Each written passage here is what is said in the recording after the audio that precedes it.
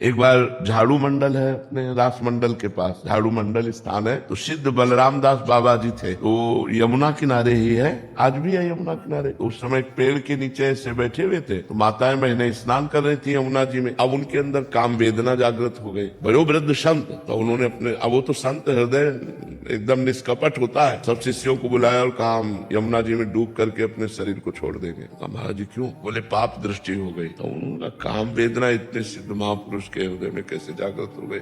बोले महाराज जी वृंदावन की परिक्रमा की जाए। उनको पकड़ के फिर धीरे धीरे पूरे वृंदावन की परिक्रमा, बड़ा महिमा में है वृंदावन। जो ही परिक्रमा की स्वभाव खत्म हो गया, वो जो कुभाव आया था कुभाव खत्म हो गया। अब उन्होंने कहा कि ये बताओ प्रसाद कहाँ से आया था जो पवाया गया? उनका गोविंद देव जी का। उस समय गोविंद देव जी यही वृंदावन में विराजमान थे, गोविंद देव। तो भंडारी से पूछो जाकर के कल का भोग कहाँ का लगा? तो वहां पूछवाया गया तो भोग लगा था कलकत्ता की वैश्या से। वैश्या ने अपने धन से, जो व्यभिचार से धन पैदा हुआ, तो उसका भी भाव था, गोविंद देव जी का भोग लगा दिया, वही प्रसाद उनको गया। तो सीधे ठाकुर जी के पास आए, सिद्ध पुरुष थे। ठाकुर जी से कहा प्रसाद न ले तो अपराध लगता है, और प्रसाद ले तो बुद्धि भ्रष्ट होती, बताओ हम क्या करें? तो ठाकुर जी ने उनसे स्पष्ट वार्ता हुई। ठाकुर जी ने कहा कि हमारा पूरा विश्व ब्रह्मांड है, जो भी भोग लगाएगा हम पाएंगे, लेकिन तुम हमारे प्रसाद का किनका ले लो? कौन कहता है भरपेट पाओ प्रसाद, मधुकरी मांग के पाओ? हमारे प्रसाद का किनका ले लो? तो ठाकुर जी के प्रसाद का ऐसे किनका ले ले और अपना रोटी दाल का जो भोग लगावे वो पाए।